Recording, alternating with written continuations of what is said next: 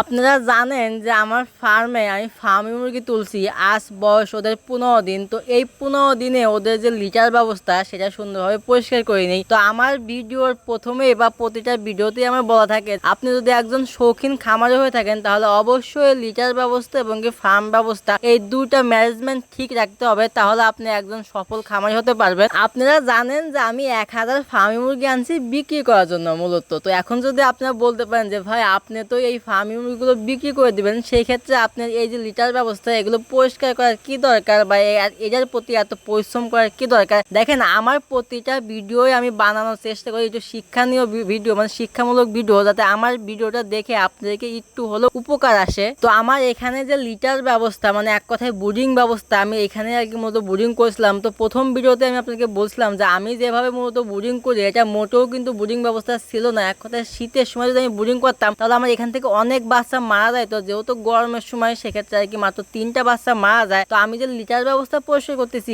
এটা মূলত এখন লিটার ব্যবস্থা পরিষ্কার করে না, আরো 3 থেকে 4 দিন আগেই মূলত লিটার ব্যবস্থা সুন্দরভাবে পরিষ্কার করে দেওয়া লাগে। আমরা যারা খামারি তারা অবশ্যই জানি যে 100%-এর ভিতরে 80% রোগ জীবাণুই আসে হচ্ছে গিয়ে এই লিটার ব্যবস্থা থেকে। যদি আমি এই লিটার ব্যবস্থা পরিষ্কার পরিচ্ছন্ন না রাখি তাহলে এখান থেকে 80% রোগ জীবাণু সৃষ্টি হয়। তো দেখতেই পাচ্ছেন আমি সুন্দরভাবে লিটারগুলো একখানে জড়ো করে নিছিলাম। তো একখানে করার পরে এটা হচ্ছে গিয়ে বালু চালা বলে, মানে আমাদের বাড়িতে আগে মিস্ত্রি রাজমিস্ত্রিরা কাজ করতো বালু চালার পরে আর কি, এটা লাগতো বালু চালার সময়। তো যেহেতু এটা আমার বাড়িতে আছে সেটা আর কি কিনে লাগে নাই। তো যেহেতু লিটারগুলো ভালো এক কথায়, সেক্ষেত্রে আর কি কাঠের গুঁড়াগুলো আর কি রেখে দেবো, আর যে লিটারগুলো থাকবে সেই লিটারগুলো আর কি ফেলে দেবো। তো সেই লিটার আমি ফেলি না। আপনারা জানেন যে আমার বাড়ির পাশে আমি ছোট একটা আর কি কৃষি কাজের একটা মাঠ বানাইছি, মানে এক কথায় ক্ষেত। তো এখানে কিছু শাক সবজি রোপণ করি। তো ওইখানে আর কি মূলত এই লিটারগুলো দিয়ে দেবো যাতে অনেক সার হয় এবং গাছগুলো অনেক পুষ্টি হয়। তো আপনারা চাইলে এভাবে লিটারগুলো সুন্দরভাবে পরিষ্কার করে নিতে পারেন। এক কথা লিটার আলাদা হয়ে যাবে এবং কাঠের যে গুঁড়া আছে সেই কাঠের গুঁড়াটাও আলাদা হয়ে যাবে। তো যেহেতু এই কাঠের গুলো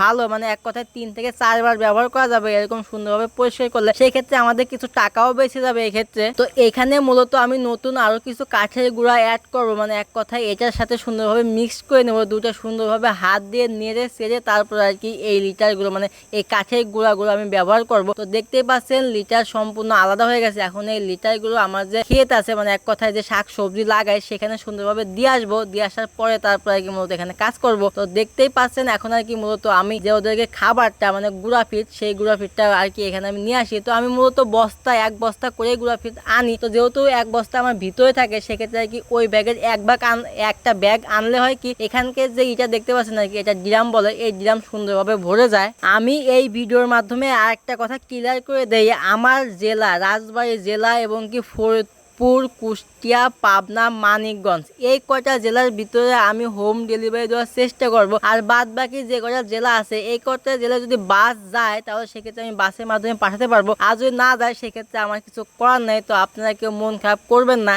তো কথা বলতে বলতে আর কি ফার্ম সুন্দরভাবে পরিষ্কার করা শেষ। তো এখন দেখতেই পাচ্ছেন যে আমি কিছু বাচ্চা ধরতেছি, মানে এক কথায় কিছু বাচ্চা আজকে ডেলিভারি যাবে।